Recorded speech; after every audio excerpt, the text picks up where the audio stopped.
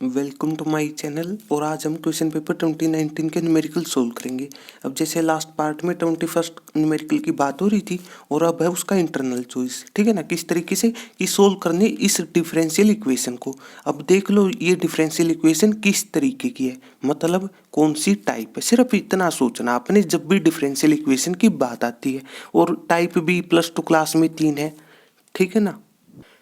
अब इसके बाद वही है, आपने सब वही चेक करना होता है, ठीक है ना। पावर के हिसाब से कह सकते हो, सही है। एक तो पावर के हिसाब से था, ठीक है ना, मतलब उसका नाम था होमोजीनियस, ठीक है ना, मतलब पावर सेम हो। पावर का मतलब यहाँ पर सेम सी है, ठीक है। अब आप कह सकते हो कि जैसे यहाँ पर पावर 1 है, तो क्या ये होमो का केस है?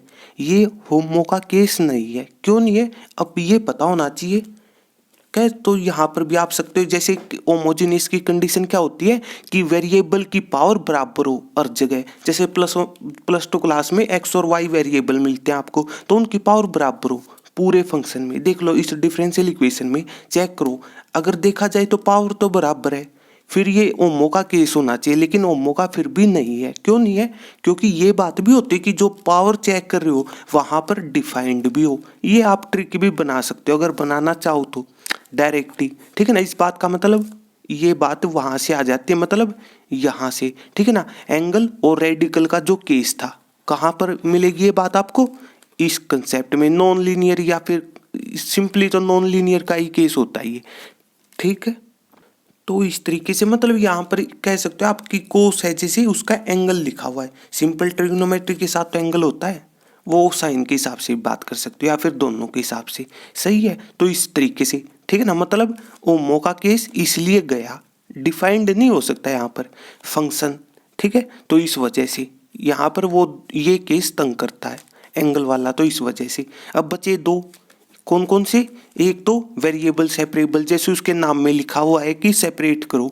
देख लो अब एक्स और वाई के क्या मतलब सेपरेट हो सकते हैं, मतलब थोड़ा इसको सिंप्लीफाई कर लो, ठीक है।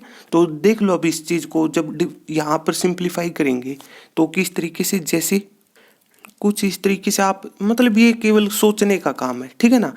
अब देख लो यहाँ पर जैसे ऊपर दो टर्म है, तो क्या करो, अलग अलग के नीचे लिख लो। जैसे यहाँ पर एक टर्म तो आएगी x/1 + sin x, x by मतलब राइट हैंड साइड सिर्फ समझने के हिसाब से, जैसे वो रही, ठीक है, वो माइनस साइन है, ये साइनों से नहीं मतलब होता है, ठीक है ना। अब देखो इसमें सेपरेट हो सकता है, लेकिन सेपरेट का मतलब है एक्स वाले अलग वाई वाले अलग, ठीक है ना। तो अब देखो, लेकिन जो दूसरी टर्म आएगी उसमें क्या है, y × cos x divide by sine x, समझने के हिसाब से, ठीक है ना। 1 + sin x हो जाएगा नीचे, मतलब ये वाली टर्म। लेकिन x और y वाले अलग हो, बिल्कुल अलग हो, मतलब इस तरीके आगे से ना हो, ठीक है ना। वैसे देखा जाए यहाँ पर एंगल है, कोई बात नहीं, फिर भी मतलब फंक्शन में सिंपल सी बात है, जो भी टर्म हो उसमें या तो केवल x नजर आए या फिर केवल y नजर आए। वेरिएबल सेपरेबल का ये मतलब था, मतलब ये टाइप भी गई।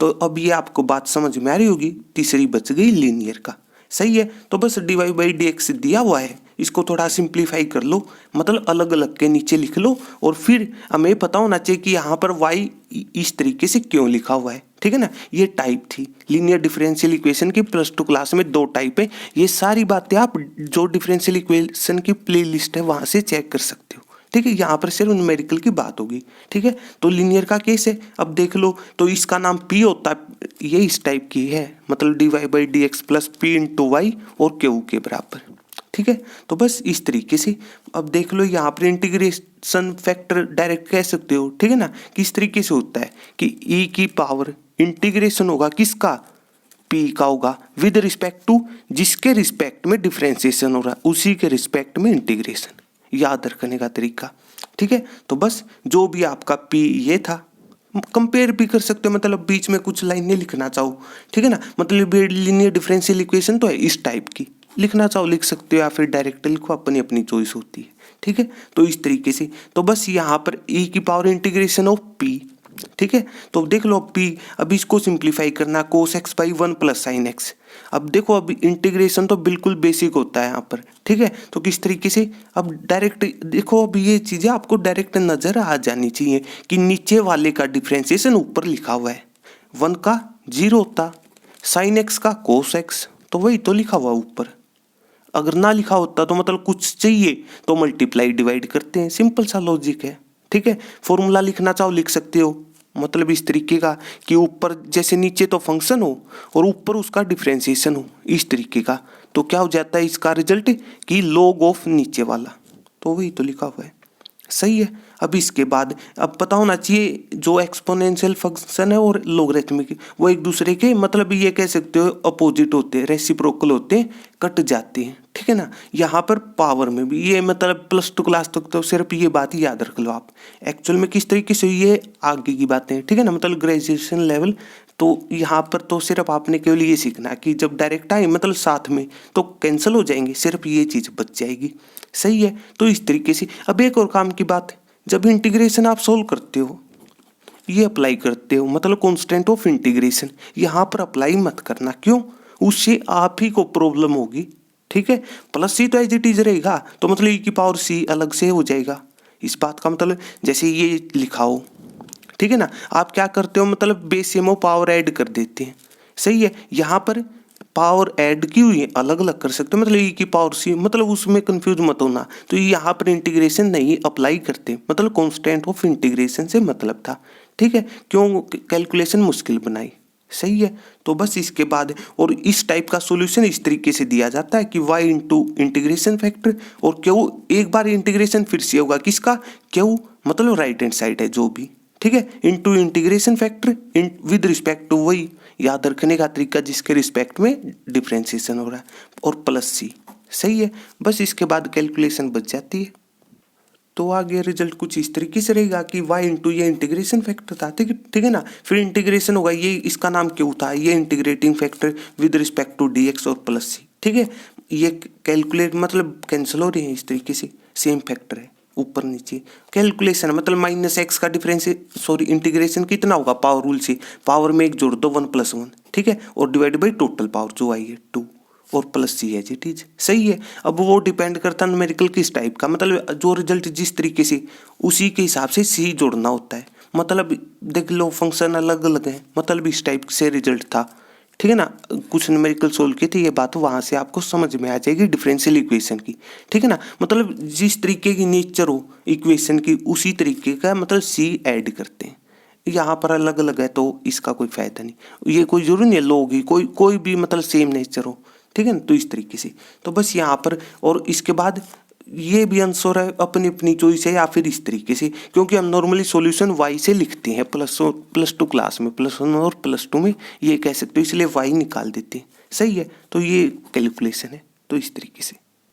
अब इसके बाद नेक्स्ट न्यूमेरिकल है, ठीक है ना, कि स्केलर प्रोडक्ट, तभी दिमाग में आ जानी चाहिए चीज a.b वाली। सही है।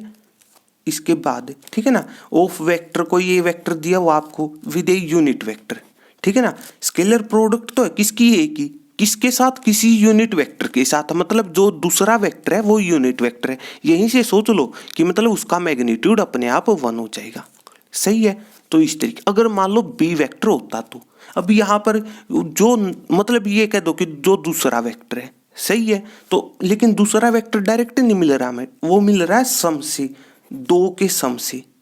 हाँ, ये जैसे बी और सी जैसे नाम यूज हो रहे हैं समझने के हिसाब से डी मान लिया तो डी वेक्टर का मैग्नीट्यूड 1 है। सही है, इसी बात को ये लिखते हैं।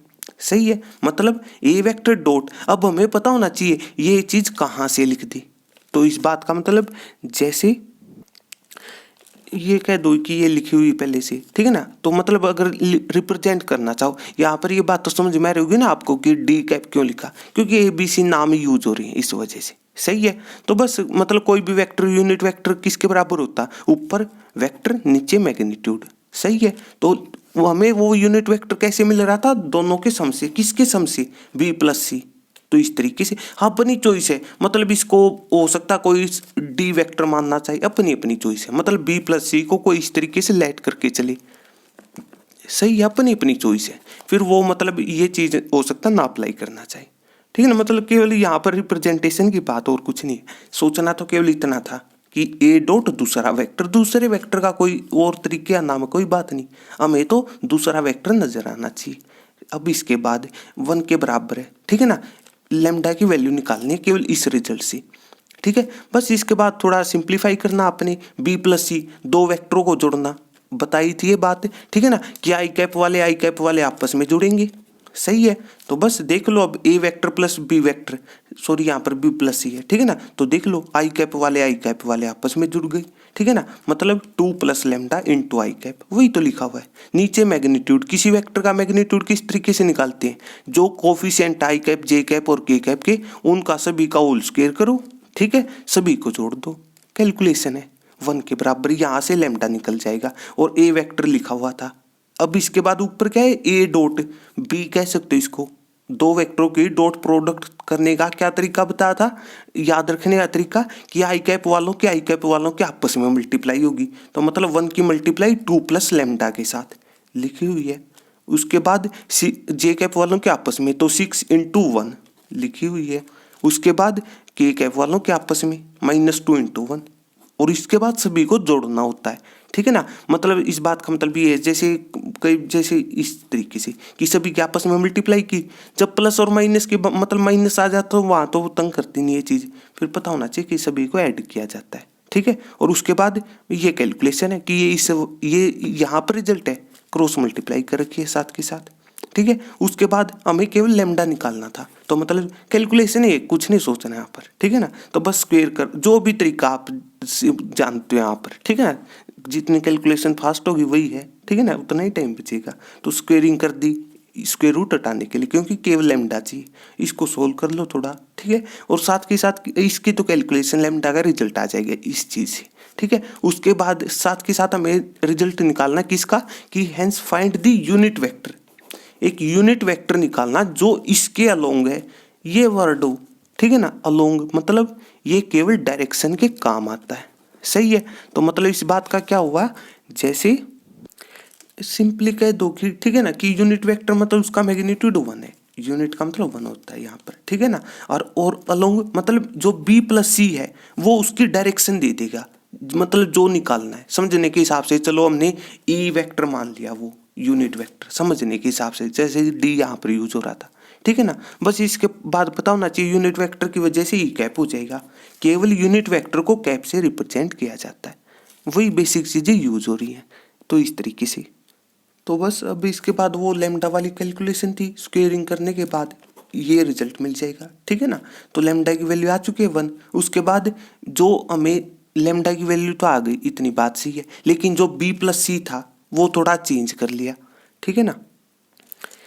चेंज करने का मतलब ये है, यहाँ पर 2 प्लस लेमडा का फैक्टर था, मतलब लेमडा की वैल्यू 1 पुट कर रखी है डायरेक्ट, और कुछ नहीं, सही है, कैलकुलेशन है। तो बस उसके बाद यूनिट वेक्टर निकालना था इसके लॉन्ग, तो बस ई कैप मान लिया, अपनी चॉइस है, क्योंकि हम न्यूमेरिकल में पहले डी कैप मान चुके थे, या फिर वहाँ पर ना मानो तो यहाँ पर डी कैप मान लेना, अपनी अपनी चॉइस है, ठीक है। तो इस तरीके से बस यूनिट वेक्टर पता होना चाहिए कि ऊपर वेक्टर नीचे मैग्नीट्यूड से रिप्रेजेंट होता है, सही है। तो यूनिट वेक्टर यहाँ से मिल रहा है बी प्लस सी, तो वो लिख दिया, नीचे उसका मैग्नीट्यूड, और किसी वेक्टर का मैग्नीट्यूड निकालने का वही तरीका, कोफिशिएंटों का होल स्क्वायर करते चले जाओ, प्लस कर दो, कैलकुलेशन है ये, सही है। अब अपनी चॉइस 1/7 को बाहर भी रख सकते हो, या फिर अलग अलग के नीचे लिख दिया, तो इस तरीके से बस ये लास्ट में रिजल्ट, मतलब टोटल कैलकुलेशन है। यहाँ पर सीखना क्या था, सिर्फ मतलब सोचना क्या, अगर एक लाइन के हिसाब से कि सबसे पहले तो ए डॉट बी दी हुई है, उसका मतलब है क्या, वैसे देखा जाए तो यहाँ पर वो बात भी नहीं है,